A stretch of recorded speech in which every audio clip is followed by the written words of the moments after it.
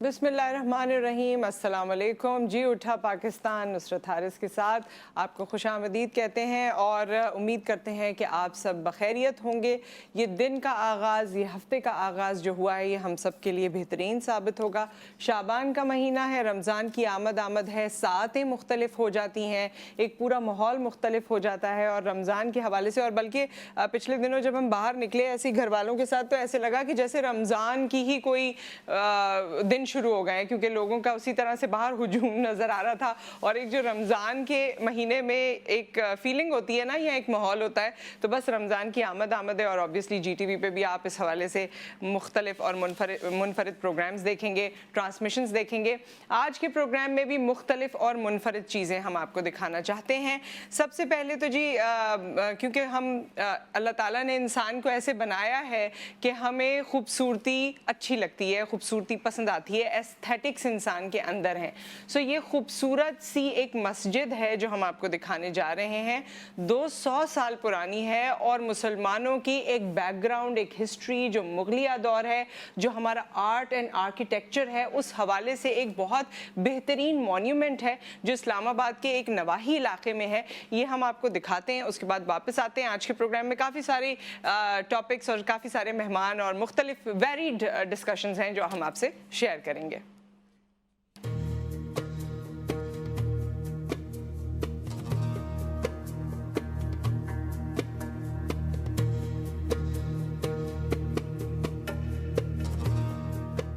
आसार कदीमा में नुमाया मकाम रखने वाले खिताए पोठवार में 200 साल कदीम एक और मस्जिद सामने आ गई। आखिरी मुगल बादशाह बहादुर शाह जफर के दौर में चौंतरा सौदागरा इस्लामाबाद के ताजिर मिर्जा मोहम्मद सिकंदर की बनाई गई मस्जिद आज भी मुगलिया फन तामीर की याद दिलाती है। या बहुत दादी हमारे उधर से इधर आए यहाँ अपने ज़मीन में, तो उन्होंने यहाँ सबसे पहले ये काम शुरू किया कि मस्जिद बनाने का इरादा रखा है। सिकंदर साहब थे, उन्होंने कहा सबसे पहले यहाँ मस्जिद बनाऊंगा मैं। तो जब यहाँ ये शुरू किया मस्जिद, तो उस वक़्त ये ईंटों का दौर नहीं था, पत्थर था। तो पत्थर के साथ ही हमारे पहाड़ है बहुत ज़्यादा लंबा चौड़ा, यहाँ से वो पत्थर निकालते थे, कारीगर आते थे, वहाँ पत्थर बनाते थे, वहाँ से उठाकर खुद कंधों पर लोग यहाँ लाते थे, ये मस्जिद तमीर करते थे। 4 फुट चौड़ी दीवारें जहां मस्जिद को फौलाद की तरह मजबूत बनाती हैं, तो वहीं मरकजी हाल के नक्शो निगार मस्जिद की खूबसूरती को मजीद 4 चांद लगा रहे हैं। पत्थर से तामीर की गई मस्जिद के मीनार और गुंबद भी खूबसूरती में अपनी मिसाल आप हैं।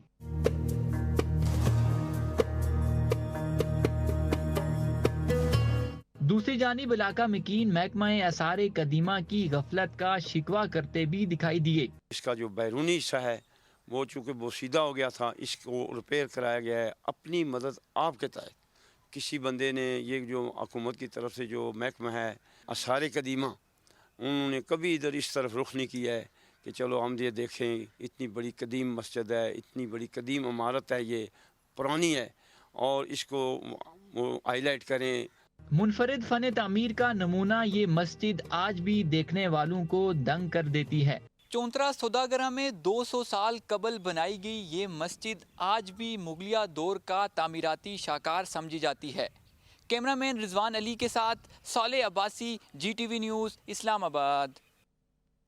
इसमें जो बाद में मैसेज दिया गया ना, वो बड़ा इंपॉर्टेंट है कि हमें जितने हमारे मॉन्यूमेंट्स हैं, जिस तरह हमारी ये इंटेलेक्चुअल प्रॉपर्टी है, जो भी जहाँ भी है, जैसे मकली के कब्रिस्तान है सिंध में, और भी ऐसी बहुत सारी साइट्स हैं, और इसके अलावा जिस तरह ये मस्जिद हैं या और मसाजिद हैं जो कि एक मुगलिया दौर की रिप्रेजेंटेशन है या मुसलमानों की रिप्रेजेंटेशन है, इनको प्रिजर्व करना बहुत ज़रूरी है। सो वो महकमे, खुसूसी तौर पर ये एक शाउट आउट है हमारे फोरम से कि हम उन तमाम महकमात जो इस पर काम कर रहे हैं उनको गुजारिश है कि इसको खुसूसी तौर पे देखें। वरना तो हमने ये तक सुना कि जी मकली के कब्रिस्तान से जो नायाब पत्थर होते हैं वो भी गायब हो जाते हैं। तो खुदारा इन चीज़ों को देखें। अगर हम नई चीज़ें क्रिएट नहीं कर रहे तो जो हमारा पुराना असासा है उसे तो हम समेट सकें, उसे तो हम संभाल सकें, ये तो एटलीस्ट हमारे अंदर होना चाहिए। अच्छा जी, अब आसिम अजहर के जो फैंस हैं उनके लिए एक अच्छी खबर है। वैसे तो उनकी ज़िंदगी जो है वो आप सोशल मीडिया पर देखते ही रहे हैं। पहले उनकी एफिलिएशन हानिया आमिर से जिस तरह थी और जो मराहिल थे वो सब आपके आपके सामने है। फिर लेटर स्टेजेस में आपने देखा कि मीरब उनके साथ काफ़ी नज़र आने लगी और मीरब को मेरे ख़्याल में कुछ अरसे में पॉपुलैरिटी भी काफ़ी मिली है। जो एक ISPR का ड्रामा है उसमें भी वो एक्ट कर रही हैं। उसके अलावा मॉडलिंग भी, क्लोथिंग ब्रांड्स में भी बहुत ज़्यादा अटैच नज़र आ रही हैं। सो आसिम अजहर की फाइनली इंगेजमेंट हो गई है मीरब से। ये आपको हम तस्वीर दिखा रहे हैं जो कि एक्टर एंड मॉडल हैं। और मैं आपको ये भी बताती चलूँ कि आसिम अजहर और मीरब की जो वालदा हैं ये दोनों आपस में फ्रेंड्स हैं। सो दे ऑल्सो वांटेड इट। वैसे तो ये ज़ाहिर है इनका जो भी स्टांस है वो आपके सामने आएगा, लेकिन ये एक जो इनफॉर्मल सी न्यूज़ है ये मैं आपको देना चाहती हूँ कि इनकी वालदा दोनों की आपस में दोस्ती थी एंड दे बोथ वांटेड कि इनके बच्चे आपस में अफिलिएट हो जाएं या इस रिश्ता इज़्दिवाज में या इसके लिए फ़ैसला करें एक दूसरे के हवाले से। सो जी बहुत बहुत मुबारक जी उठा पाकिस्तान की टीम की जानिब से, GTV की जानिब से, क्योंकि ये तमाम जो स्टार्स हैं इनकी खुशियाँ, इनके गम, इनके लो मोमेंट्स, इनके हाई मोमेंट्स, हर चीज़ को ही फैंस और फॉलोअर्स इंजॉय करते हैं और फॉलो करते हैं। तो ऑब्वियसली कहीं ना कहीं हम एक दूसरे के साथ इस रिश्ते में बंधे हुए हैं। वो लोग जो स्क्रीन के सामने हैं बल्कि वो लोग भी जो स्क्रीन के पीछे हैं, हमारा एक दूसरे के साथ एक रिश्ता है और इस रिश्ते के तहत मेरे ख्याल में ये जितनी भी हम खबरें दे रहे होते हैं इससे खुशी भी महसूस हो रही होती है। कोई खुदा न खास्ता ऐसे लो मोमेंट्स हों तो उसका अफसोस भी हो रहा होता है। तो जी बहुत बहुत मुबारक हो आसिम अजहर और उनकी वालदा को और मीरब और उनकी वालदा को और घर वालों को कि एक नए रिश्ते की शुरुआत हुई है और इसमें हमारी नेक तमन्नाएँ और दुआएँ शामिल हैं, क्योंकि वक्त आजकल का ऐसा है कि दुआओं की भी ज़रूरत रहती है। अपनी तरफ से तो इनपुट रहता है, ये हर मामले में, सिर्फ शादी के मामले में नहीं, लेकिन दुआओं की भी ज़रूरत रहती है। सो ये एक और ख़बर थी हमारे पास। वैसे मैं इस तरह की और भी छोटी छोटी चंद चीज़ें हैं जो मैं आपको बताना चाहती हूँ। अगर मुझे पता चले तो मैं अगली ख़बर भी शेयर कर सकती हूँ, अगर हमें ब्रेक में नहीं जाना है तो फिर मैं आपसे शेयर करूँगी। आप हमें कॉल भी कर सकते हैं, कॉल कीजिए, हमसे बात कीजिए। आप लोगों की कॉल, मेरे ख्याल में जब आप लोग हमें कॉल करते हैं तो हम मसरूफ़ हो जाते हैं और हम आपको उस तरह से एंटरटेन नहीं कर पाते, लेकिन आप कॉल कीजिए, अपना इनपुट हमें दीजिए। आज के प्रोग्राम में हम आपको एक ऐसे साहब से भी मिलवाने वाले हैं लेटर ऑन नेक्स्ट आवर में, जिन्होंने कुछ बातें की हैं ससुराल के हवाले से और वो सोशल मीडिया पर बहुत वायरल हुई हैं। बेगम के बारे में, बेगम के घर वालों के हवाले से, मैके के हवाले से। सो इस पर भी हम थोड़ी देर में आपको उनसे भी मुलाकात करवाएंगे। और एक डुप्लीकेट, जो हमारे यहाँ आम अल्फाज में कहा जाता है, सो एक डुप्लीकेट ढूंढे गए हैं पेशावर में, उनसे भी आपकी मुलाकात होगी। और मैं आपकी इंस्ट्रक्शन सुन नहीं पाई हूँ, तो वरना मैं नेक्स्ट खबर शामिल करूँ।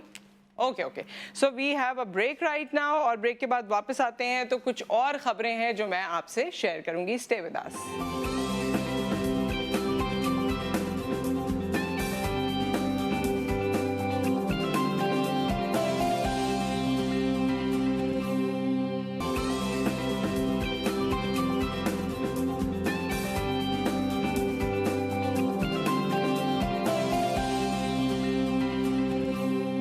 प्रोग्राम में एक बार फिर आपको खुशामदीद कहते हैं और इस वाले सेगमेंट में आप हमें कॉल कर सकते हैं, हम आपकी कॉल ज़रूर लेंगे। एक और वीडियो हमारे पास मौजूद है जो कि सोशल मीडिया पे काफ़ी वायरल हो रही है, इन केस आपने नहीं देखी, मगर हमने उसको अपनी प्रोग्राम में इसलिए शामिल किया क्योंकि उसका एक मैसेज है और ये मैसेज हकीकत पर मबनी है। आपने ऐसे बहुत से लोग अपने गिरदो नवा में देखे होंगे जो अपेरेंटली आपको लगता होगा कि शायद किसी न किसी कमी बेशी का शिकार हैं, किसी न किसी माजूरी का शिकार हैं, लेकिन उनका दिल और दिमाग अल्लाह ताला ने बहुत मजबूत किया हुआ होता है। तो इंसान एक ऐसी मशीन है, अल्लाह ताला की एक ऐसी तख्लीक है जिसका जो पावर हाउस है वो उसका ब्रेन है। अगर आप अपने ब्रेन को यूज़ करते हुए अपने आप को मजबूत करना चाहें, ब्रेन को सही तरह से यूटिलाइज करें, तो आप वो काम कर सकते हैं जो शायद दूसरों ने सोचे भी ना हो। एक वीडियो है, हिम्मत मर्दा मदद खुदा, देखिए।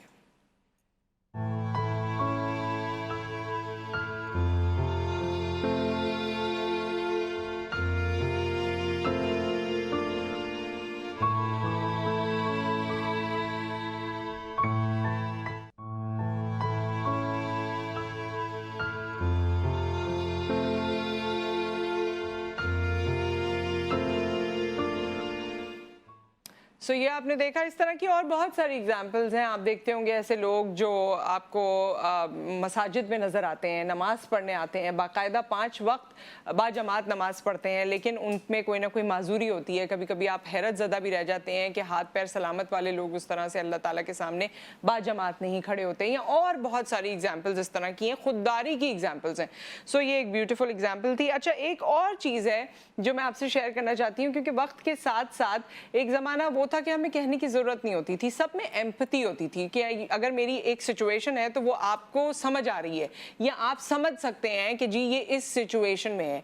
ये एम्पैथी हमारी ख़त्म होती जा रही है, हम एम्पैथाइज नहीं करते लोगों के साथ।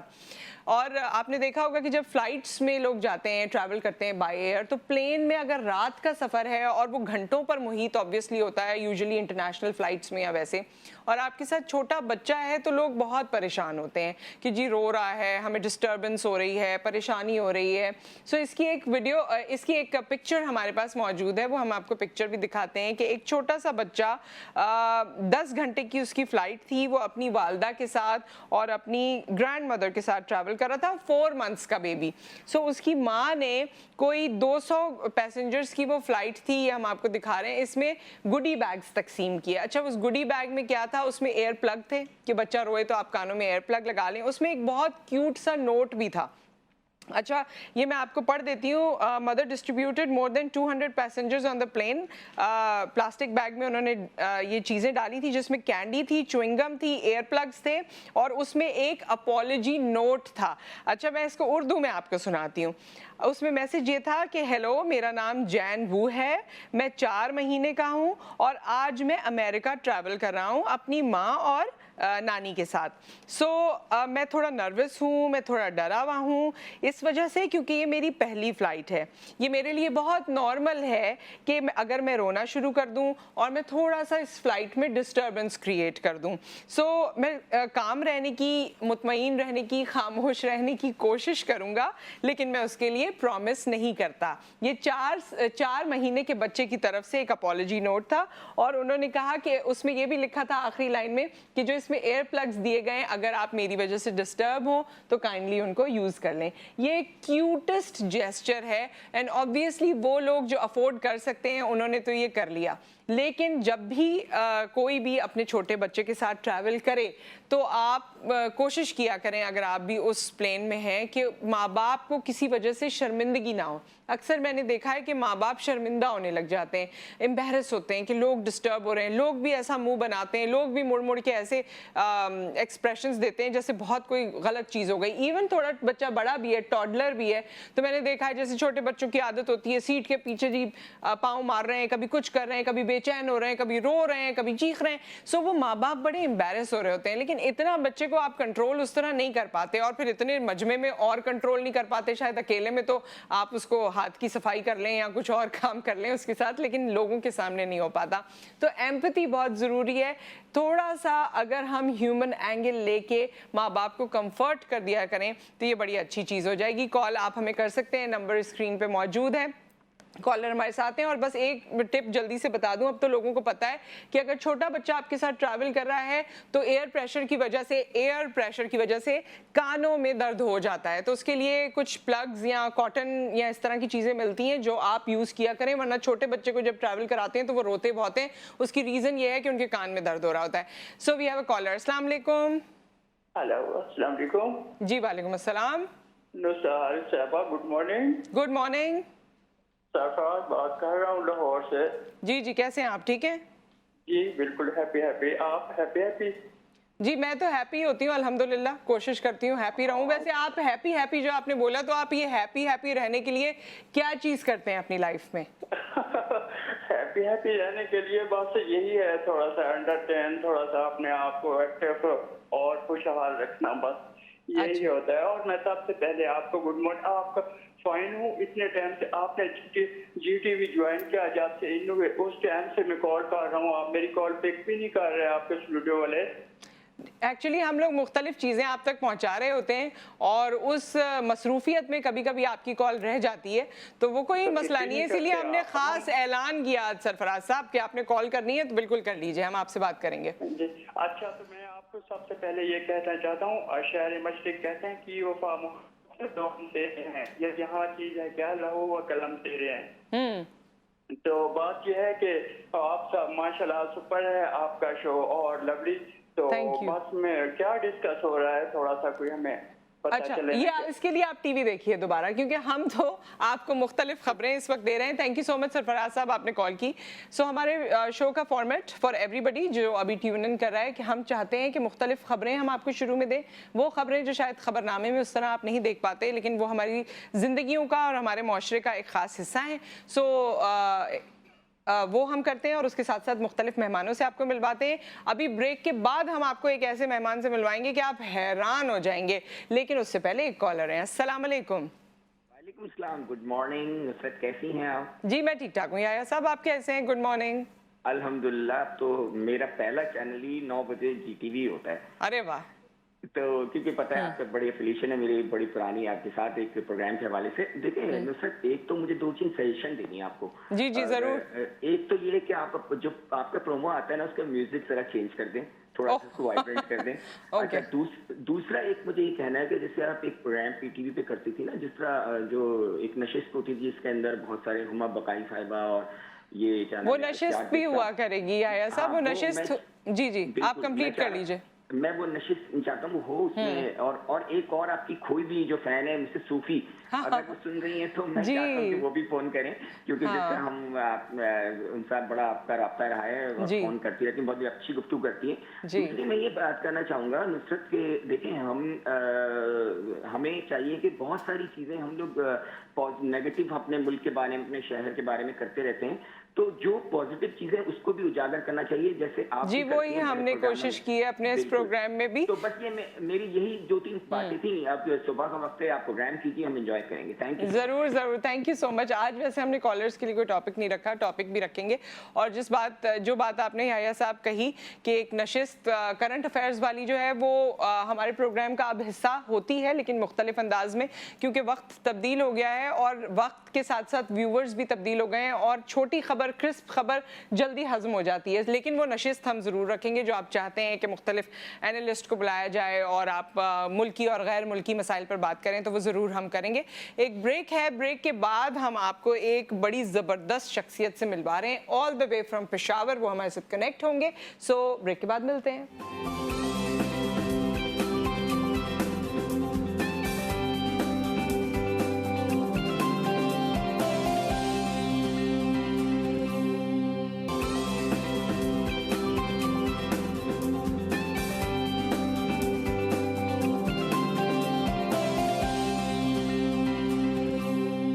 Welcome back. और अब हम आपको पेशावर लेकर चल रहे हैं, जहां हमारे मेहमान मौजूद हैं और वो किससे मिलते हैं। मजदक खान उनका नाम है। पहले हम आपको दिखाते हैं और फिर आपको बताएंगे, हो सकता है थोड़ा सा आपको टाइम लगे बूझने में। हमारे साथ मजदक खान मौजूद हैं। अस्सलाम वालेकुम। वालेकुम अस्सलाम। जी कैसे हैं आप? ठीक ठाक हैं? जी मैं ठीक, फिटफाट। आप सुनाएं, कैसी हैं आप? मैं ठीक हूँ। और जैसे ही आपने इनको स्क्रीन पे देखा है, आपको शायद एक इंडियन एक्टर याद आ जाए। आई एम श्योर आ गए होंगे। So this is the picture of an Indian actor, Imran Hashmi. और अगर आप मजदक खान को देखें तो लगता है कि they are similar but they are different people. जी मजदक खान साहब, ये बताइए कि आपको किसने पहली दफ़ा बताया था या कहाँ कोई पहला वाक़या हुआ था जिसके बाद पता चला कि आपकी इतनी ज़्यादा मुशाबहत है इमरान हाशमी से? ऐसे तो कभी कभार दोस्त वगैरह तो बोलते थे कि आपका लुक मिलता है इंडियन स्टार से, लेकिन जब फर्स्ट टाइम मैं नारायण कागान जो होता है, ठीक है जी, सैर पे गया था तो रमजान में, तो वहां पे जो है ना काफी लोग आए थे कराची से, लाहौर से। तो वो आए पीछे पड़े थे कि हमने आपके साथ फोटोज खिंचवानी है और अच्छा, आपका फेस मिलता है। हाँ। तो उसके बाद जब उन्होंने फेसबुक पे अपलोड किए पिक्चर वगैरह, तो उसके बाद ये सब कुछ हो गया। अच्छा, आप क्योंकि आपने बताया आप अपना कुछ काम भी करते हैं, सो आप वो काम ही करते थे और मॉडलिंग वगैरह नहीं करते थे? अब मॉडलिंग शुरू की है जब ज़्यादा रिकग्निशन आपको मिली है कि जी आपका फेस या आपकी जो पर्सोना है वो इंडियन एक्टर से मिलता है? यस सब कुछ उसके बाद होगा। अच्छा, जब आप लोगों ने पहचाना मुझे कि लुक अलाइक, तो उसके बाद जो है ना ऑर्गेनाइजर, इसी तरह जो है ना काफी लोगों ने कांटेक्ट करना शुरू कर दिया, और उसके बाद मैंने मॉडलिंग स्टार्ट किया फैज अच्छा, की वजह से। आपने अपना गेटअप वैसा बनाया है उसके बाद, या ये नेचुरल है जैसे आप हैं, या आपने इमरान हाशमी को देखकर कुछ इस तरह के बाल, कुछ इस तरह का स्टाइल, कुछ बियर्ड मुस्टैच जो आपकी है, ये उस तरह से आपने की है या ये एक्चुअली है? नहीं, ये दरअसल देखो, फर्स्ट टाइम जब लोगों ने मुझे बोलना शुरू कर दिया, तो ना तो मैंने बाल बनाए थे, ना मैंने स्टाइल किया था, कुछ भी नहीं किया था। सही। लेकिन जब हम, जरूरी बात है, जब शूट पे जाते हैं तो वहां पे लोग अपनी मर्जी से तैयार करते हैं ना, तो फिर वो खुद ही गेटअप सेट करते हैं ना। अच्छा, सही। अच्छा, इसका फायदा कोई हुआ आप? लेकिन बाकी तो देखो, जी जी, बताइए। बस फायदा तो यही है, फायदा तो यही है कि अब मैं शूट करता हूँ, ठीक है, तो काफी अच्छा चार्ज करता हूँ। अच्छा। और बस यही फायदा है, बाकी फॉलोअर्स मिल गए, और मुझे बहुत खुशी है कि देखो, मतलब एकदम से अगर आप स्टार बनते हैं, ठीक है, एकदम से सिंपल लाइफ से डायरेक्टली स्टार बनते हैं, तो मजा आना है ना। मजा आता है। सो घर वाले, वैसे तो मेरा दिल चाह रहा था मैं आपसे पूछूं, जैसे आपने कहा अच्छे पैसे मिलते हैं, तो मैं पूछूं जरा अच्छे पैसे कितने मिलते हैं, लेकिन फिर मैंने कहा चलें, पता नहीं आपको मुनासिब लगे या ना लगे। मुनासिब लगे तो बता दें। नहीं देखो, इसमें कोई शर्म की बात नहीं है। हाँ अब ये तो डील है, ठीक है जी। जरूरी नहीं है कि अब मैं जितना बताऊं, ठीक है जी। और बस ये तो डील है, हो सकता है अच्छी डील हो सकती है, आपसे बातचीत मतलब की जा सकती सूट के है। हिसाब से। हाँ हाँ, सही। अगर अभी जो है ना, मैंने कोई दो सॉन्ग में भी काम किया है, ठीक है, उसका अलग चार्ज किया है। अभी प्राइस तो नहीं बताऊंगा जी, लेकिन उसके बाद जो है ना, मैंने कई 3-4 फैशन शो में वॉक किया है, ठीक है, उसका भी अपना चार्ज किया है। इसी तरह जो है ना, सैलून के लिए एडवर्टाइजमेंट किया है, मतलब काफी तरह इसी तरह काम कर रहे हैं, तो मतलब अच्छा, अच्छे पैसे मिल ये रहे तो हैं। अच्छी बात है, अच्छे पैसे मिल रहे हैं। तो आप ये सोचते हैं कि मुझे अपने अंदर कोई ग्रूमिंग की जरूरत है, मैं थोड़ा और अपने ऊपर काम करूं ताकि ये और बेहतर हो? कोई भी ग्रूमिंग जरूरी नहीं है दिखने की हो, कोई बोलने की, कोई और चीज। अब बोलने की अगर मैं बताऊं, 3 साल पहले, अब जब मैं जिस तरह बोल रहा हूँ, ठीक है, इसी तरह मैं नहीं बोल सकता था। अच्छा। आपको पता होगा शायद, पठान जो है ना, उर्दू में बात नहीं कर सकते। जी। तो बोलने का तो मुझे बिल्कुल अंदाजा नहीं था उस टाइम, ठीक है, 3 साल पहले। अच्छा। अब जो है ना, मैंने लैंग्वेज पे फोकस किया है, ठीक है, Very अब nice. कोशिश जारी है। इसी तरह जो है ना, अब मतलब जितना काम मिलता है लाइफ में, ठीक है, अब तो मैं जस्ट शूट करता हूँ, ठीक है। अगर एक्टिंग का मौका मिला तो फिर जो है ना, और भी जो है ना, कोशिश करूंगा कि मैं देखने में अच्छा लगूं, बोलने में अच्छा लगूं, ठीक है, तो फिर अपने आप पे ज्यादा फोकस करूंगा। अच्छा, अब तो आप माशाल्लाह पॉपुलर हो गए हैं और बड़ा आपकी जाहिर नाम होता जा रहा है। सो लड़कियों के प्रपोजल्स वगैरह आते हैं आपके लिए, या कभी इनबॉक्स आपको इतने करती हो? ज्यादा कि कभी कभार सोचता हूँ कि इतनी ज्यादा कि कभी कभार सोचता हूँ कि कहीं दूर भाग जाऊंगा। अच्छा, क्यों, आपने इस बहुत बारे ही में ज्यादा। अभी सोचा नहीं है? Yes. शादी का सोचा नहीं है अभी? नहीं ना, देखो अब शादी करूंगा तो बस फंस जाऊंगा ना, फिर अच्छा। आगे कैसे चले जाऊंगा। नहीं, उसी बंदा जगह पे बैठ आगे भी जाऊंगा। चला ही जाता है, शादी करके तो बहुत आगे चले जाते हैं लोग। नहीं नहीं नहीं नहीं, शादी करके जो है ना, फिर बहुत काफी सारे मसले आते हैं, इश्यूज आते हैं। अच्छा, तो कहाँ से आपने आपको सॉन्ग में इनबॉक्स काम आते नहीं हैं? करना है, लड़की के साथ शूट नहीं करना है। हाँ, अच्छा, मैसेजेस आपको आते कहाँ हर से? जगह पे आते हैं मुझे। हाँ, ज्यादातर मुझे जैसे टिकटॉक पे आते हैं, इंस्टाग्राम पे आते हैं, नहीं, फेसबुक पे ज्यादातर आते हैं। किस जगह से आते हैं? जैसे पाकिस्तान जितने से लोग, लड़कियां अगर अप्रोच करती होंगी, बताती होंगी ना कि मैं लाहौर की हूँ, या मैं कराची की हूँ, या मैं पेशावर की हूँ, या मैं मुल्तान की हूँ, या कुछ भी सरहद की हूँ। इंडिया से आते हैं। इंडिया से काफी मैसेज आते हैं। जी अच्छा। जी, इंडिया से भी काफी ज्यादा आते हैं, ठीक है। और इसी तरह जो है ना, पाकिस्तान में मुख्तलिफ एरिया से आते हैं। इसी तरह जो है ना, दुबई से भी लोग करते हैं, ठीक है। अच्छा। जितने हमारे पाकिस्तानी इंडियन भाई हैं जो आउट ऑफ कंट्री रहते हैं, जैसे कि लंदन में, इसी तरह स्वीडन में, वहां से भी कांटेक्ट वहां कर से रहे भी हैं, काफी लोग मैसेजेस contact आते कर हैं। ठीक है, तो आप रिप्लाई करते हैं या इग्नोर कर देते हैं? जी जी बिल्कुल। रिप्लाई कर नहीं, देते हैं? इग्नोर नहीं करता। अच्छा, रिप्लाई कर देते हैं। सो आपकी रिप्लाई इस करता हूँ। कामयाबी से घर में सबसे ज्यादा कौन खुश है? घर में तो कोई खुश नहीं है, सिर्फ अच्छा। मैं खुश हूँ, क्योंकि वो लोग ऑलरेडी सोशल मीडिया देखते नहीं है, उसको पता नहीं कि ये क्या कर रहा है। अच्छा। मतलब यू नो कि पठान किस तरह होते हैं, जी, और वो पठान भी clueless हैं। हमारे गांव के जो है वो बहुत ही स्ट्रांग है।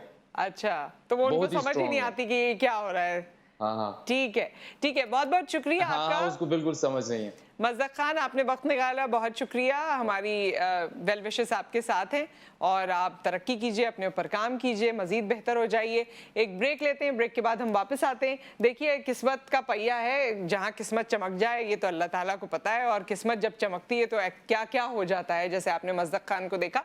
सो हमेशा अल्लाह से लौ लगानी चाहिए, क्योंकि अल्लाह ताला ही जानते हैं कि आपके अंदर क्या क्या टैलेंट है और आपको किस तरह से वो नवाज सकते हैं। एक ब्रेक, उसके बाद हम वापस आते हैं।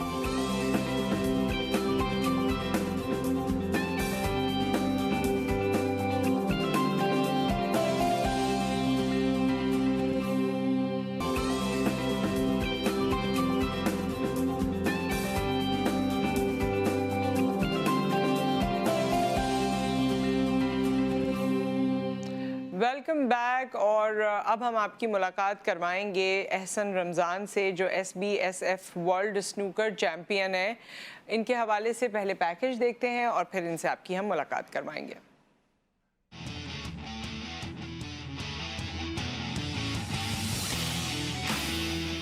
वर्ल्ड स्नूकर चैंपियनशिप का फाइनल पाकिस्तान के 16 वर्ष के नौजवान एहसन रजा और ईरान के आमिर सरकोश के दरमियान खेला गया। बेस्ट ऑफ 11 के सेट में एहसन ने तजुर्बेकार आमिर सरकोश को असाब शिकन मुकाबले के बाद 6-5 से शिकस्त दे दी। एहसन रमजान की जीत के साथ ही पाकिस्तान चौथी बार स्नूकर का वर्ल्ड चैंपियन बन गया। इससे कबल एक बार मोहम्मद यूसुफ और 2 बार मोहम्मद आसिफ टाइटल हासिल कर चुके।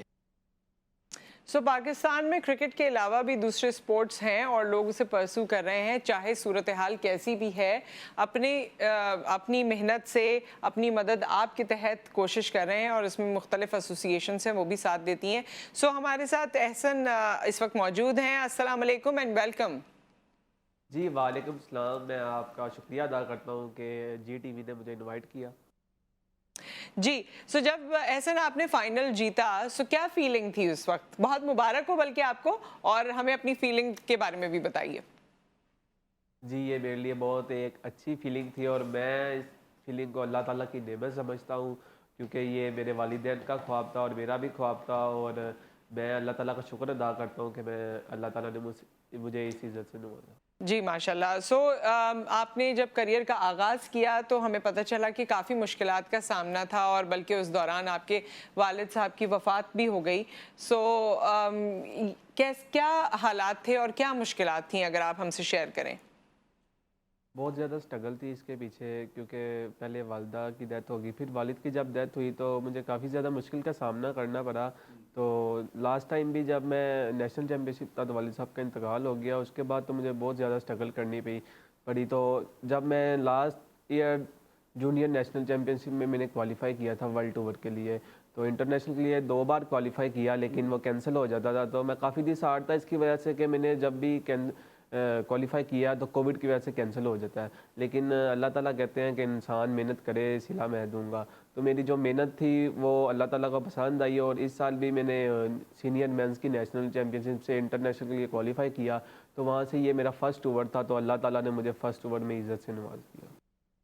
मेहनत में ही अजमत है। और वैसे एक बात बताइए कि क्योंकि क्रिकेट के शायकीन बहुत हैं और लोगों को क्रिकेट पसंद बहुत है एज ए स्पोर्ट, आपने क्रिकेट नहीं, आपने इंतखाब किया स्नूकर का, इसकी वजह भी बताइए। एक फीलिंग थी शुरू से कि मैं स्नूकर में अच्छा प्लेयर बनूंगा और अच्छी गेम खेलूंगा, तो उसी कॉन्फिडेंस की वजह से मैंने फिर स्नूकर को कभी नहीं छोड़ा। अच्छा, आपने बताया ट्रेनिंग रूटीन के हवाले से हमें बताइए। वैसे स्नूकर के बारे में जब हम सुनते हैं तो हमें लगता है कि शायद इसमें कोई ट्रेनिंग नहीं होती होगी। ट्रेनिंग रूटीन आपकी कोई थी, और आप फाइनल के दौरान भी कुछ चीज़ें आपको पुरानी याद आ रही थी, वो भी आपने मेंशन किया था, वो भी शेयर कीजिए। जी, वापडा टाउन में ही क्लब है, तो मैं रोज़ घर से 30 से 35 मिनट का सफ़र है, वहाँ से ही मैं वापडा टाउन जाता हूँ, वहाँ पे प्रैक्टिस करता हूँ। सुबह नाश्ता करके घर से जाता हूँ और वहाँ पे ही फिर, क्योंकि शाम तक क्लब में प्रैक्टिस करनी होती है, तो खाना वगैरह भी मुझे काफ़ी ज़्यादा क्लब से भी सपोर्ट हो जाती है, जिसकी वजह से मेरे काफ़ी हेल्प हो जाती है। तो फाइनल की बात थी, क्योंकि 5 से 6 घंटे का फ़ाइनल था, तो फाइनल में मुझे मेरे माजी की सब चीज़ें याद आ जाती थी कि मैं कहाँ से आया हूँ। अगर आज मैंने ये टाइटल पाकिस्तान के नाम ना किया तो मेरा ख्वाब पूरा नहीं होगा। वैसे ये बड़ा प्रेशर होता है और वाकई अल्लाह ताला इंसान का साथ देता है, लेकिन ये अपने मुल्क को रिप्रेजेंट करना ये अपने आप में बड़ी ही एक कमाल बात है, और फिर जीत कर आना तो क्या ही कहने। सो फ्यूचर का क्या प्लान है आपका? फ्यूचर का यही प्लान है जी कि जैसे मैंने वर्ल्ड चैम्पियनशिप अपने नाम की, आगे वर्ल्ड गेम है और भी बहुत सी चैम्पियनशिप आएगी, और मैं मेहनत करूंगा और अल्लाह ताला पे मुझे यकीन है, अल्लाह ताला मुझे इसका सिला देंगे, ऐसे ही कंटिन्यू मेडल अपने नाम करूंगा इंशाल्लाह, आमीन। और जैसे हमने देखा, ज़ाहिर लोग फेमस हो जाते हैं, और बल्कि अभी पाकिस्तान ऑस्ट्रेलिया के मैचेस के बाद बाबर आजम की कारकर्दगी इस तरह रही कि बड़े प्रपोजल उनके पास आए लड़कियों के। सो जब हमारे यहाँ कारकर्दगी होती है, जब आप फेमस हो रहे होते हैं, तो आपके पास इस तरह के ऑप्शंस भी आते हैं। तो क्या आपके लिए भी प्रपोजल आना शुरू हुए? अभी तक तो मैं घर भी नहीं गया, तो मुझे घर जाऊंगा तो फिर पता चलेगा कि कोई रिश्ता है या कि नहीं। अच्छा, घर जाएंगे तो पता चलेगा, फिर हमें बताना ज़रूर ताकि हम अपने लोगों को बता सकें। गवर्नमेंट से कुछ कहना चाहते हैं आप इस फोरम के तवस्सुत से? जी, ये मेरा फर्स्ट टाइम है, तो मुझे कुछ पता नहीं है कि, क्योंकि मैं पहले कभी वर्ल्ड चैम्पियन नहीं बना, ये मेरा फर्स्ट टाइम है। मुझे अल्लाह ताला से उम्मीद है कि गवर्नमेंट और जितने भी स्पॉन्सर्स हैं, फैंस हैं, मेरे लिए कुछ अच्छा करें।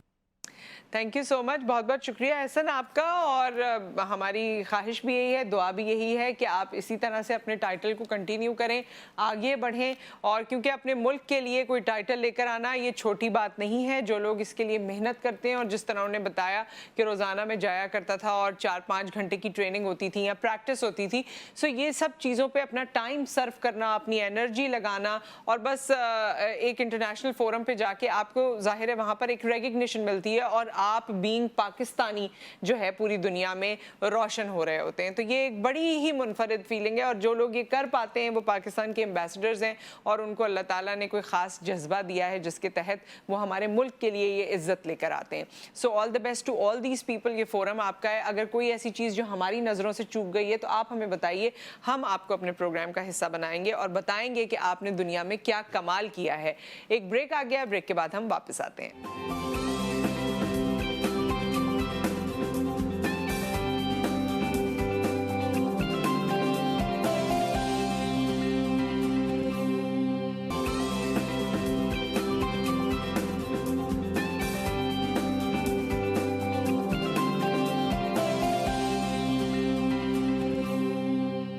Welcome back. और अब हमारे साथ हमारे मेहमान मौजूद हैं जिनका मैंने कुछ तज़किरा सुबह में किया था कि सोशल मीडिया पर, वैसे आजकल सोशल मीडिया का दौर है, तो ऑब्वियसली सोशल मीडिया पर जो लोग अपना नाम बना रहे हैं, जिस हवाले से भी उनको कैच किया जाता है और उनसे बात की जाती है और उनसे उनका मौक़िफ़ जाना जाता है। अदनान माजिद साहब ने शायद ऐसा कोई मौक़िफ़ इख्तियार किया नहीं था, लेकिन उनकी एक वीडियो खासी वायरल हुई जिसमें वो बेगम के हवाले से, बेगम के घर वालों के हवाले से, मैके की फीलिंग के हवाले से, अम्मा के घर के हवाले से मुख्तलिफ बातें कर रहे थे। सो उसके बाद काफ़ी लोगों ने इनसे सवालात किए, तो हमने सोचा कि हम क्यों पीछे रहें, हमने भी सवालात करने। अदनान माजिद साहब हमारे साथ मौजूद हैं। अस्सलाम वालेकुम, कैसे हैं आप? ठीक ठाक हैं? सो आप लोग कॉल कर सकते हैं, आप भी अदनान साहब से बात कर सकते हैं। अगर वो वीडियोस देखने के बाद आपके जहन में जो भी सवालात हैं वो आप हमारे फोरम से उजागर कर सकते हैं। अदनान साहब, आपने ये वीडियो बनाई, आपके कोई दोस्त बना रहे थे? जी, मेरे दोस्त थे जो बराबर में बैठे हुए थे। उन्होंने मुझे बस बोला कि आप बोलो। तो वो जब मैं बोला ना, तो वो उन्होंने उसको बोला कि बस तुम ये 7 घंटे के अंदर अंदर तुम्हें रिजल्ट मिलेगा इसका। अच्छा। तो मुझे इतना, मैं इससे अटैच नहीं था, इस वायरल में मैं इतना, मेरे पास मोबाइल नहीं था। लेकिन जब मैं घर पहुंचा हूँ ना, तो वाकई में इसका रिजल्ट मुझे मिला कि यार इतना तेज़ी से हुआ और लोगों ने लाइक किया और हर जगह ये गूंजी आवाज़ ना। अच्छा, वैसे मुझे तो ये आपके दोस्त पे भी हैरत हो रही है, क्योंकि जो सोशल मीडिया के एक्सपर्ट हैं आजकल वो भी ज़रा मुश्किल से बता पाते हैं कि चीज़ें वायरल होंगी या नहीं, लेकिन उन्होंने आपसे कहा कि आपकी बातें वायरल हो जाएंगी। वो आपको जानते थे, आपकी बातों से महजूज होते रहते थे, तो उन्होंने कहा कि आज बोलो। जी जी जी जी, वो असल में माशाल्लाह बस वो अल्लाह ताला ने उनसे मिलवाया, मेरे पुराने दोस्त हैं वो। अच्छा। तो वो बस ऐसे ही हम डिफेंस से जब टर्न मैंने मारा है ना ऐसे back to the future Karachi और देखो जी जो मैंने फिर जो मैं शुरू हुआ तो वो बैठे हुए थे। नॉर्मली उन्होंने मुझे नोट कर लिया था कि मैं इसको क्या करना है मुझे इसके साथ, तो उन्होंने कर दिया। तो वो फिर जब हुआ तो मैं पता चला कि वाकई में ये मीडिया जो है ये बहुत फास्ट है इस चीज़ में। जी। अच्छा, उसमें आपने काफ़ी सारी बातें की हैं और कुछ लोगों ने शायद ना भी सुनी हो, वैसे तो काफ़ी वायरल हुई है। तो ये अम्मी के घर का जो या बेगम के मैके की जो बात है, ये तो काफ़ी लोगों को, आपकी बेगम तो मैंने सुना ऑब्वियसली जितने आपने इंटरव्यूज़ दिए कि उनको तो बुरा नहीं लगा, वो तो इस बात पे खुश हैं, लेकिन किसी और की बेगम ने, कोई बहन ने, कोई पड़ोसन ने, किसी ने आपसे शिकायत की कि भाई ये क्या बात हुई? नहीं, वो असल में मैं अभी स्टेट पर बैठा हुआ था, परसों एक कपल आया तो वो अम्मी के घर के पास ही उनको दिलवा रही थी घर। अच्छा। तो वो नजरें ऐसे करके ना मुझसे चुरा रही थी। अच्छा। तो मैंने कहा यार ये क्यों, तो उनके हस्बैंड ने बोला यार वो जो आपने बात की थी ना नान भाई, तो वो इस वजह से कर रही हूँ कि अम्मी के घर के पास ही आ रहा हूँ मैं। अच्छा। तो मैं भी बड़ा शर्माया, मैंने कहा यार ये क्या, फिर वो बेचारी बोलने लगी कि बस हमें बड़ी शर्म आ रही है आपसे बात करते हुए।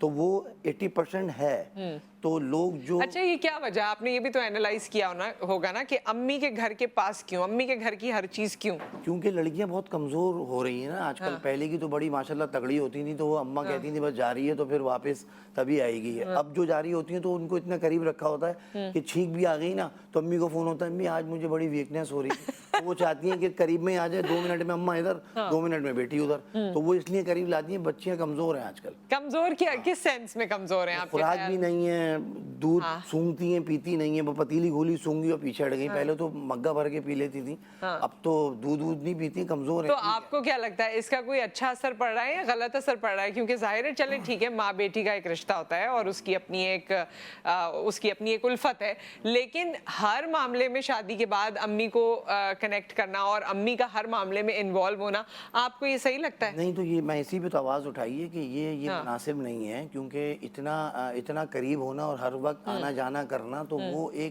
वो चार्म नहीं रहता, एक ससुराल का एक भरम नहीं रहता। तो वो बिल्कुल ही पास में ही होते हैं। दामाद हर वक्त ससुराल में अच्छा नहीं लग रहा होता। तो हमारे वाले क्यों नहीं अच्छा लग रहा होता? देखिए, एक खातून है, उसकी शादी हुई, उसने अपनी 20-25 साल जो भी उम्र अपने माँ बाप के साथ गुजारी, एक घराने में आंख खोली, उसने सब कुछ छोड़ के अपने ससुराल को अपनाया ना। तो वो ससुराल और वो शौहर कुछ चीजों में अपने मैके को क्यों नहीं उस तरह से अपना सकता है? वो भरम और ये सारी बातें क्यों आ जाती हैं? देखिए, भरम की बात नहीं होती, बात ये होती है कि एक इज्जत इंसान को कराने से होती है। अब रोज रोज का जाना इज्जत खो देता है, ये तो फैक्ट है। तो वो जब जाता है, तो जब जैसे मैं हूँ, अब मैं महीने में एक दफ़ा जाता हूँ, तो मुझे बड़ा ऊपर आ जाओ, बैठ जाओ। अब मैं रोज़ ही पड़ा हुआ हूँ वहाँ, तो बोलते हैं यार ये तो खाना पड़ा हुआ है, बस उठा लो, वो पड़ा हुआ, मतलब वो गर्म भी नहीं करके देता कोई। मैंने ऐसी कंडीशनें भी लड़कों के साथ देखी हैं कि जो इतना इन्वॉल्व हुए होते हैं, तो फिर पता ही नहीं चलता कि उसका क्या। तो ये लड़कों के साथ ही क्यों है, लड़कियों के साथ क्यों नहीं ये मामलात होते? वो तो जाके ही रहना शुरू कर देती हैं। देखिए, उसकी तो तरबियत ही यही होती है ना, उसको पराए घर जाना है। उसको तो यही तरबियत में सिखाया जाता है कि देखो तुम्हें जाना है, तुम ये भी सीखो, तुम ऐसे भी सीखो, तुम बैठना भी सीखो, बोलना भी सीखो। लड़के का तो होता है कि उसको तो वहीं रहना होता है अपने लोगों में। तो लड़की की तरबियत में ये है कि उसको इस नियत से पाला जाता है, उसको ये दुआएं दी जाती हैं कि अल्लाह नसीब अच्छे करे। उसको रवाना करना होता है, उसको रखने के लिए नहीं पाला जाता, उसको रवानगी के लिए पाला जाता है। तो इस वजह से जो है लड़की की इज्जत में कोई फर्क नहीं पड़ता, लेकिन लड़के की इज्जत में पड़ सकता है अगर वो ससुराल में रहे। वो जिम्मेदारी लाया है ना, उसको उस घर से मांगा है उसने, तो वो उसकी सारी। अच्छा, ये हमने इतना पेचीदा क्यों बनाया हुआ है? इसको हम लोग सीधा सीधा भी तो रख सकते हैं कि हस्बैंड वाइफ का रिलेशनशिप है, 2 खानदानों का मिलाप है, ये एक फैमिली क्यों नहीं बन जाते? इसमें इतना मसला क्यों है कि इसको ये कह दिया, उसको वो कह दिया, दामाद है तो इसका ये स्पेस है, बहू है तो नहीं जी ये इसकी जिम्मेदारी है? मतलब इतना पेचीदा क्यों किया हुआ है? वो तो सब चीजें हो ही जाती हैं, हम लोग एक फैमिली की तरह क्यों नहीं जुड़ जाते? वो लोग नहीं जुड़ने देते, लोग नहीं जुड़ने देते। जब शादी होती है ना, तो उसमें प्रॉब्लम ये हो जाता है कि भाई तुम्हारे वाले और हमारे वाले। हाँ, ये तुम्हारे और हमारे वाले पे बात करते हैं कॉलर के बाद। अस्सलाम वालेकुम। वालेकुम अस्सलाम, नुसरत कैसी हैं? मैं ठीक ठाक, आप कैसी हैं? सर, मैं सरवत जहाँ बात की कराची से। आपकी इतनी बड़ी फैमिली, आप पीटीवी वर्ल्ड पे आती थी ना, और उससे पहले आज का मैं रेगुलर कॉलर थी, मैं आपको ढूंढती रही कि आप किसी चैनल पे नहीं आ रही, आप कहाँ से ली गई? बस मैं आ गई जीटीवी पे सरवत। GTV पे आ गई बस। हाँ बस शुक्र अल्लाह का। और आपका फोन नंबर ही नहीं आता, आपसे बात कैसे करूँ? जब से आप यहाँ आई है मैं ये परेशान थी, आज बहुत खुशी हो रही है आपसे बात करके। बहुत बहुत शुक्रिया। और इस वक्त का जो टॉपिक है उसके बारे में क्या कहेंगी? इनकी यहाँ मैंने वीडियो देखी थी, बहुत दिल को छू लेने वाली और अच्छी थी। क्या कहूँ इस टॉपिक के बारे में? अरे दिल को छू लेने वाली, आपको लगता है सारी बातें सही कही है इन्होंने खवातीन के बारे में? हाँ काफी हद तक सही गई, लड़कियाँ करती हैं ऐसी। आई एम तो बेचन को मुझे तजर्बा नहीं, लेकिन जो देखा है ड्रामों में और अपने इर्द गिर्द ऐसा होता है। अच्छा चले, वेरी गुड। तो आपका वोट इनके साथ है जी। ठीक है सरबत, थैंक यू सो मच। बहुत खुशी हुई आपसे बात करके। प्रोग्राम भी देखते रहिए और कॉल भी करते रहिए। हाँ जी, तो आपने ये कहा कि लोग नहीं, हमारे तुम्हारा शुरू हो जाता है। हमारा तुम्हारा हाँ। बेसिक प्रॉब्लम ये है कि मियाँ बीवी के रिश्ते में जो ज्यादातर फड्डे हैं ना, वो तुम्हारे वालों ने कह दिया है, मेरे वालों ने कह दिया, तुम्हारी बहनों ने कह दिया है, मेरी बहन। हाँ। तो वो उनके रियल जो फड्डे होते हैं वो नहीं होते, वो अक्सर दूसरों पे ही होते हैं। हाँ। तो वो जब दूसरे इन्वॉल्व होते हैं ना, जब रूम की बात में जब तीसरा घुसता है तो वो क्रैश होता है बड़ा। तो मैं ये समझता हूँ कि दाखिल नहीं होने देना चाहिए, वो अपने तक ही रखें कि भाई तुम मेरी बात करो, मैं तुम्हारी बात करूं। सही बात। लेकिन जब भी बात करने बैठते हैं तो वो उन पे चीटेबाजी कर रहा होता है, वो उन पे चीटेबाजी, और वो मामला आगे चले जाते हैं। तो इसलिए डिस्कस ही नहीं करो। ये वैसे बिल्कुल सही बात है, और इससे एतमाद भी तो पैदा होता है ना एक दूसरे पे। अगर आप जाके हर चीज बाहर बात कर लेंगे तो फिर वो एतमाद भी नहीं रहता, वो फिर बढ़ जाती है बात। कितना अरसा हो गया आपकी शादी को? 15 साल हो गए। सो बच्चे कितने हैं आपके? 2।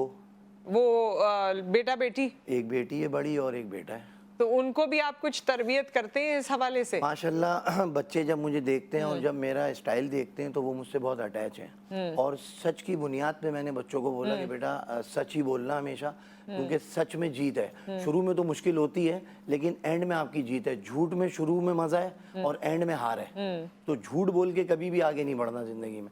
सच बोलना, जो हो, जो अल्लाह ने बनाया, जैसे हो, जहाँ से बिलोंग करते हो वो बताओ, उसको ढांको मत। अच्छा, आपने उसमें ये भी कहा था उस वीडियो में कि ये खवातीन को उस तरह टेंशन नहीं होती, शायद लफ्ज आगे पीछे हो जाए, उसका मकसद ये था, आपने कहा जिस घर में भी देखो नानी बैठी हुई है, नाना चले गए, दादी बैठी हुई है, दादा चले गए। सो ये क्या बात थी? ये आपने किस बेस पे कही? इस पे मैंने कहा कि देखें, लेडीज जो हैं वो डाइट करके भी 90 किलो की होती हैं और मर्द गोश्त खा के भी 60 से ऊपर नहीं बढ़ रहा होता। तो वो टेंशन में खा रहा होता है, उसको टेंशन इतनी होती है, चेक बाउंस हो गया, माल नहीं बिक रहा, माल रुक गया, आज बारिश हो गई, पेमेंट रुक गई। तो वो जब खा रहा होता है ना तो उसको लग नहीं रहा होता। अब वो होती है टेंशन फ्री। वो बिस्किट खा रही हैं, वो डाइट कर रही हैं, उसके बाद भी 90, वो उन्होंने मशीन रखी हुई है 95, 92 उनको फिगर है, कमी नहीं हो रही हूँ। और वो बेचारा गोश्त खा के भी 60 पे, पिछले बढ़ ही नहीं रहा वो। तो ये टेंशन से मैंने देखा कि जो मर्दों को टेंशन होती है, अम्मी के पास बैठे हैं तो वहां से उनको किक आउट, जाओ भाई अपनी बीवी के पास जाओ, बीवी के पास जाओ। वो कसमें खा रही होती है कि अम्मी ने क्या बोला, अब हम वहाँ पे सफाइयाँ पेश कर रहे होते हैं, अल्लाह की कसम कुछ भी नहीं बोला। तो वहाँ वो टेंशन वो भी निभा रहा होता है और घर में भी और बाहर भी, तो इसलिए उसका इंतकाल पहले हो जाता है। अच्छा, आप मर्दों की आवाज़ क्योंकि एक तरह से बने हैं, सो कौन सी ऐसी चीज़ें हैं जो इस आज के मर्द के ऊपर मुसल्लत हैं, प्रेशर्स हैं, जिसके बारे में घर वाले अगर सोचें, और घरेलू खवातीन ख़ास तौर पे, जिसमें बीवी भी हो गई, वालदा भी हो गई, सास भी हो गई, तो अगर वो इस पे नजर सानी करें तो शायद थोड़ा बेहतर हो जाए उसकी ज़िंदगी शौहर की। ये आप बताइएगा। कॉलर है हमारे साथ या ब्रेक है? ओके, एक ब्रेक है, ब्रेक के बाद आप ये ज़रा बताइएगा, क्योंकि मर्दों की आवाज़ आज अदनान साहब यहाँ पर बने हुए, आप भी अपनी आवाज़ बन सकते हैं, हमें कॉल कर सकते हैं आफ्टर द ब्रेक।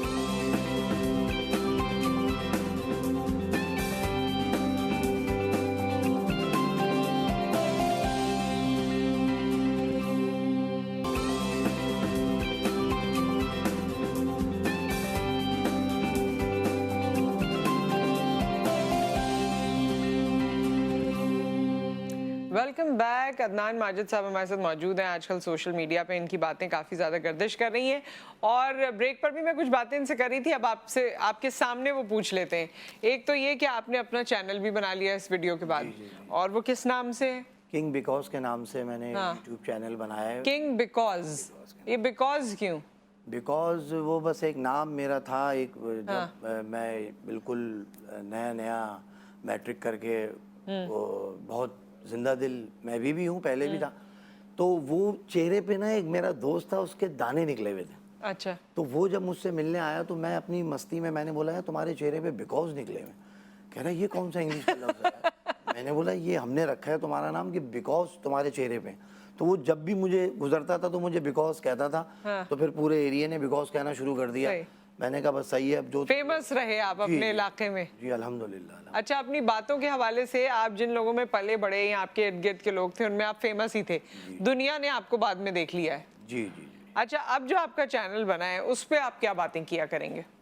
उसमें जो रिक्वायरमेंट होगी, क्योंकि जिस तरह मर्द हजरात मुझे शॉपिंग सेंटरों में मिल रहे हैं और जिस तरह मुझसे गले मिल रहे हैं और जिस तरह वो समझ रहे हैं एक मसीहा हमारा आ गया या कोई बात ऐसी कर दी, तो वो चैनल पे फिर मैं उनको थोड़ा सा हौसला अफजाई या उनको टिप्स या कोई भी ऐसे मामलात। देखिए, वैसे मर्दों को इतनी हौसला अफजाई और टिप्स की जरूरत क्यों है? क्या बाकी मर्द मजलूम है? देखें, आप खुद सोचें कि वो पिस रहा है ना, वो हर जगह अभी जो मईशत का हाल है, जो टेंशन है उसके ऊपर, अब वो घर में आ भी रहा है ना, तो वो दोनों तरफ से पिस रहा है। मतलब कि वो अम्मी के पास जाए तो वहां से अम्मी उस पर शक व शुबात, वो वहां जाए अच्छा कुछ खा भी रहा है ना घर में, तो बेगम उसको इस निगाह से देखती है खैरियत है, दूसरी शादी का इरादा तो नहीं है, तो वो बोलता है क्या भूसी टुकड़े खा लूंगे मैं। अगर वो कोई अच्छी चीज भी खा रहा होता है तो उस पर भी नजर होती है कि खैरियत तो है, तो मतलब हम क्या करें, मतलब घर में भी नहीं खा सक रहे, कुछ तैयार हो जाए अच्छा तो फिर भी आज खैरियत है, बड़ा आप वेल हुए हैं, ठीक ठाक तो हैं, मतलब वो चाहती हैं कि प्लम्बर ही लगे हम। तो वो जब जितना वो पुराना होता जाता है ना,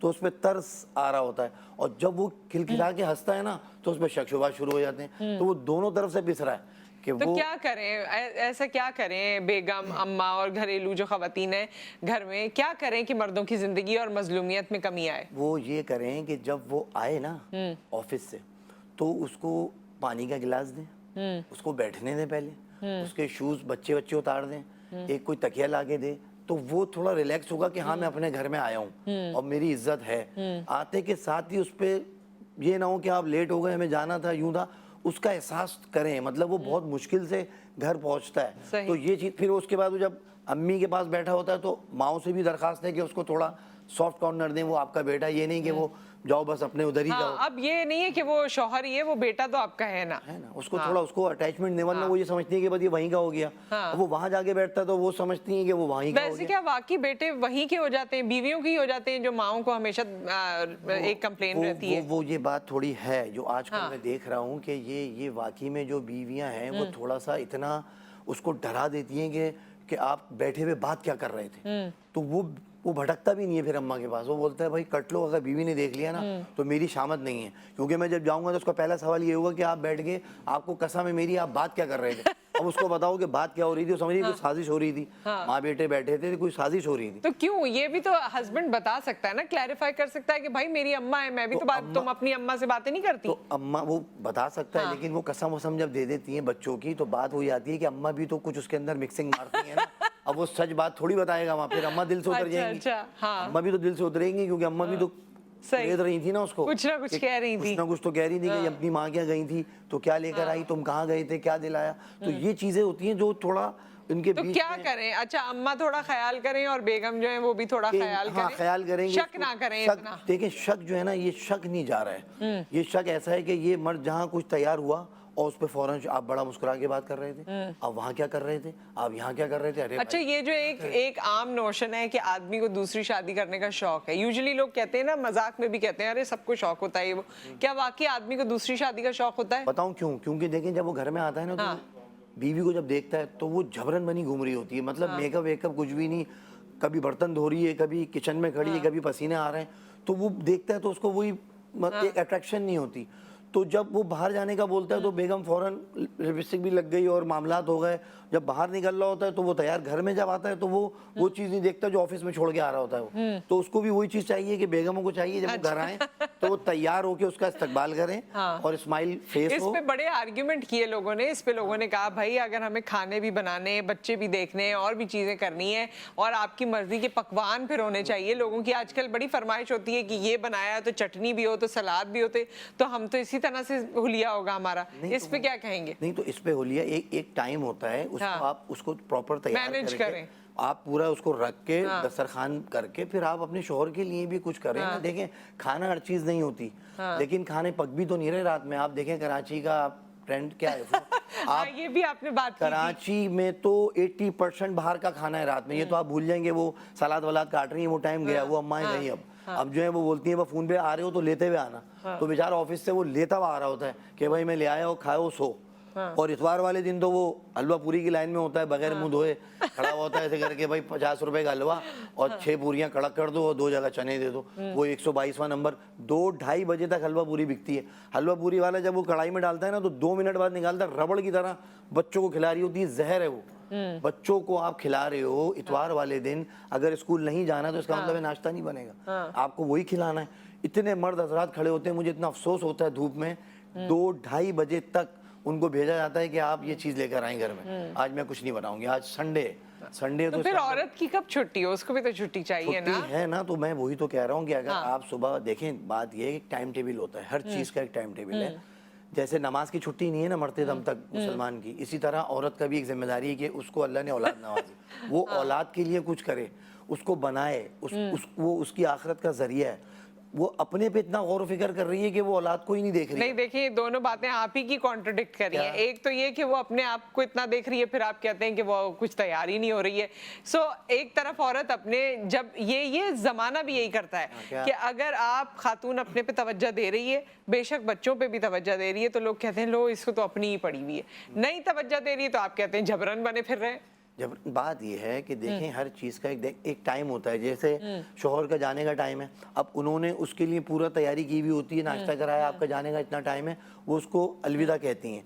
तो आने के टाइम पे भी वही एहतमाम होना चाहिए जो भेजते टाइम पे। मैंने अक्सर देखा बीवियां गेरली से पढ़ के फूक रही होती हैं, कोई उनको बैग दे रहा होता है, कुछ मतलब बड़े एहतमाम से रुखसत करते हैं, क्योंकि अब वो ये भी कम हो गया है वैसे, अब तो सो रहे होते हैं या सो जाते हैं बच्चों को स्कूल छोड़ के। वो बच्चों को छोड़ दिया, आप चले जाइएगा, वहाँ रखा है, वहाँ से वो निकल जाए, जो आए वो सो रही होती है। तो सोना जो है ना, ये भी बहुत अब हो गया है कि वाकई में सही कह रही है, सो रही होती हैं ज्यादातर, नहीं छोड़ती। तो वो पहले होता था कि दुआएं पढ़ के फूक रही हैं, अब शायद पढ़ के फूक के सो जाती होंगी। वो अपने ऊपर ही फूक लेती हैं कि भाई मुझे अल्लाह ताला बचाए। नहीं तो ये इसमें काफी सारी खवातीन है, उनको बुरा भी लग सकता है कि देखें इस तरह लगेगा, हम कब छुट्टी करेंगे, हमारे लिए तो कोई बात ही नहीं की आपने, सिर्फ मर्दों के दिल की बात की आपने। मर्दों के लिए देखिए, मैं आपको बताऊं, रमजान आ रहे हैं, रमजान में औरत को अल्लाह ताला ने इतना बड़ा क्रेडिट दिया है कि रोजे रखवाना, रोजे खुलवाना, ये वो अल्लाह ताला ने नवाजा है इनको कि ये बात मानना पड़ेगी कि ये इनको एजाज है एक, तो ये क्रेडिट तो अल्लाह की तरफ से इनको, ये सवाब तो इनको मिल रहा है ना। तो ये चीज़ आपने कहा कि आप तो औरतों के हक में बात नहीं कर रहे, तो ये मैंने कर दी कि माओ बहनों को सलाम है मेरा कि ये रोज़े रखवाती भी और हमारी फरमाइशें भी पूरी कर रही होती हैं। तो वाकई में इनको अल्लाह ताला ने बहुत बड़ा एजाज़ दिया है कि ये रोज़े रखवाना खुलवाना है, बहुत बड़ा क्रेडिट जाता है। विद दैट बहुत शुक्रिया आपका तशरीफ़ आवरी का, और अगर हमारी भाभी आती तो और अच्छा रहता, लेकिन खैर वो नहीं आ सकी, कोई बात नहीं। सो जाते जाते ये एक छोटी सी दुआ मुझे किसी ने भेजी, मैंने कहा इसी पे इख्तिताम करते हैं। या अल्लाह मेरे दिल को मुनाफकत से, मेरे अमल को दिखावे से, मेरी ज़बान को झूठ से और मेरी आँखों को ख़यानत से पाक कर दे, और हम सबको अपना शुक्रगुजार और इबादत गुजार बंदा बना दे, आमीन। इसी तरह आप हमें दुआओं में याद रखिए, हमारे साथ रहिए, हमारा प्रोग्राम देखते रहिए। अल्लाह हाफ़िज़।